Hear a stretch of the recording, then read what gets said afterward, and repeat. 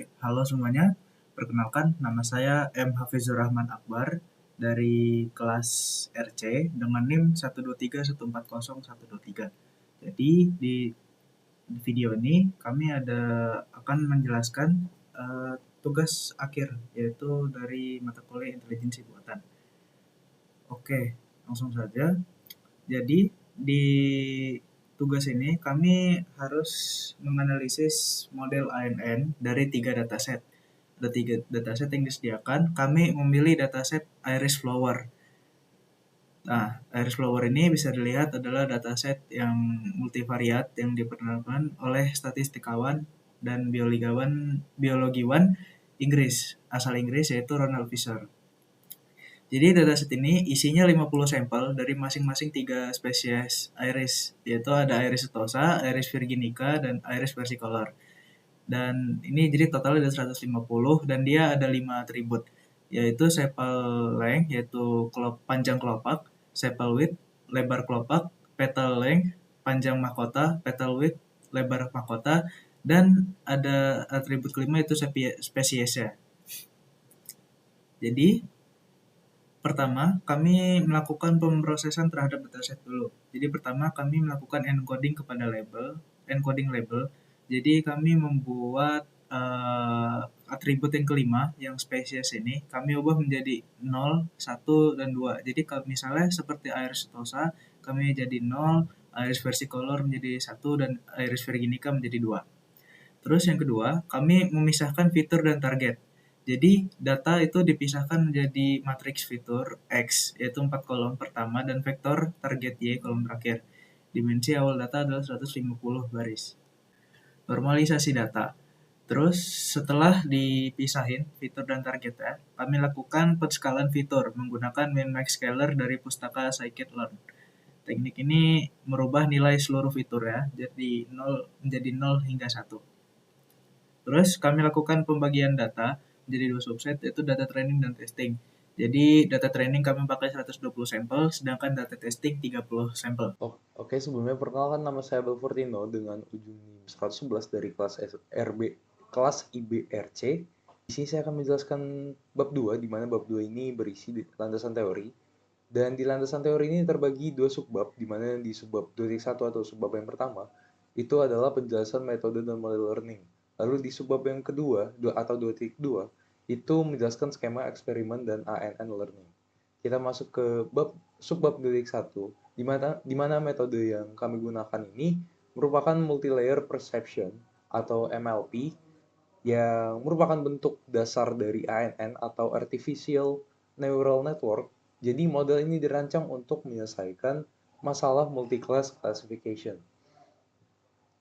Jadi di arsitektur model ini terdiri dari input layer yang menerima 4 fitur dari dataset. Yang pertama ada hidden layers yang terdiri dari dua lapisan tersembunyi, di mana lapisan tersembunyi ini digunakan untuk mengaktifasi ReLU atau Recitified Linear Unit pada kedua lapisan tersembunyi, yaitu 16 dan 8 neuron, yang bertujuan spesifik untuk menangkap pola nonlinear pada data. Lalu di lapisan yang terakhir atau output layer ini memiliki 3 neuron pada lapisan terakhir ini secara spesifik mempresentasikan probabilitas untuk masing-masing kelas, yaitu setosa, versicolor, dan virginica. Sebagai latihan, model ini menggunakan cross entropy loss sebagai fungsi kerugian. Kerugian standar untuk klasifikasi multiclass dan SGD atau stochastic gradient descent yang bertugas sebagai optimizer untuk memperbarui bobot jaringan. Lalu kita masuk ke subbab 2.2, di mana eksperimen dilakukan menggunakan framework PyTorch. Jadi proses pelatihan dijalankan dengan konfigurasi high parameter learning rate diatur ke 0,01 dan epoch ke 200 dan batch size ke 16. di mana pengolahan datanya dimuat menggunakan data loader supaya memungkinkan proses batch atau kelompok data kecilnya itu selama pelatihan berlangsung bukan memproses seluruh datanya sekaligus. Lalu untuk siklus pelatihan per epoch ini, dalam setiap epoch ini dokumen merinci urutan proses yang terjadi. Jadi model melakukan forward pass atau maju, kemudian menghitung nilai loss atau kerugian, dan yang terakhir melakukan backward pass atau back propagation untuk memperbarui bobot. Selanjutnya yaitu bab 3 tentang hasil eksperimen dan pembahasan, di mana di sini saya akan menjelaskan mengenai yang pertama yaitu hasil pelatihan model ANN. Untuk eksperimen pada model ANN kami menggunakan dataset iris, kemudian kami melakukan konfigurasi dari kode default sebelumnya yang dari materi Migo 14, lalu kami tuning hyperparameter dengan menetapkan learning rate sebesar 0,01 dengan batch size-nya juga 16. Kemudian kami juga melakukan 200 epoch untuk melakukan data latih, untuk melakukan pelatihan model, di mana di sini kami juga melakukan data sampelnya sebanyak 120 sampel. Alasannya karena kami juga menggunakan learning rate sebesar 0,01 ini yang kecil karena biar stabil. Jadi kami sedikit lebih lama untuk melakukan learningnya, waktu belajarnya biar hasilnya tuh benar-benar matang gitu. Kemudian di sini bisa terlihat yaitu hasil dari trainingnya dari grafik di sini, yaitu di mana di sini yang pertama adalah training loss per epoch. Setiap pelatihan model dia akan melakukan grafik, pencatatan grafik. Di sini ada training loss, di sini ada training akurasi. Di mana di training loss sendiri yaitu dimulai dari lossnya lebih dari 1,1.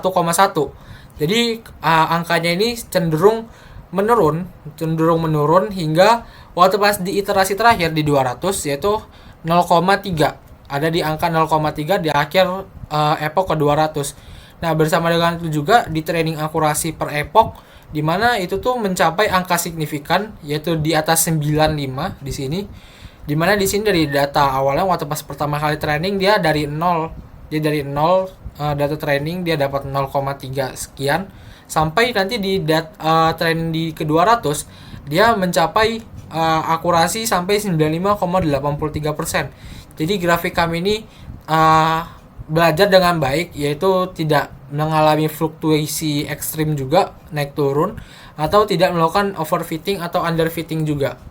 Kemudian yaitu pengujian pada model ANN kami, yaitu kami melakukan 30 data uji yang tidak pernah dilihat oleh model selama proses pelatihan, karena kami membagi 120 untuk data sampel, 30 untuk data testing. Selanjutnya yaitu dari hasil pengujian model mendapatkan akurasi testing sebesar 96,67%. Jadi di sini dilihat yaitu bagian klasifikasi report, di mana di sini untuk iris setosa di sini mendapatkan nilai cukup sempurna yaitu di nilai 1 semua. Kemudian di sini ada di iris versi color yaitu ada ketidaksempurnaan bagian recall dengan F1 score, kemudian dengan Virginia juga di bagian precision sama F1 score. Dimana di sini wajar juga karena kalau nggak salah di bagian iris versi color sama Virginia itu bagian kelopaknya itu mirip-mirip, di bagian kelopak bunganya tuh ukurannya mirip-mirip. Jadi makanya di sini ada penilaian yang bobot dengan berbeda. Kemudian di sini berdasarkan tabel di atas, iris setosa diklasifikasi dengan sempurna. Untuk versi color maupun presisinya sempurna sebesar 1, terdapat sedikit penurunan pada recall. Kemudian di sini selanjutnya yaitu confusion matrix pada data testing, di mana di sini ada gambar yaitu tabel confusion matrix. Di mana di sini di bagian garis X ada nilai prediksi dengan garis Y sebagai nilai aktual. Di mana di sini di nilai X-nya yaitu dia tuh melakukan prediksi dari dataset. Data testing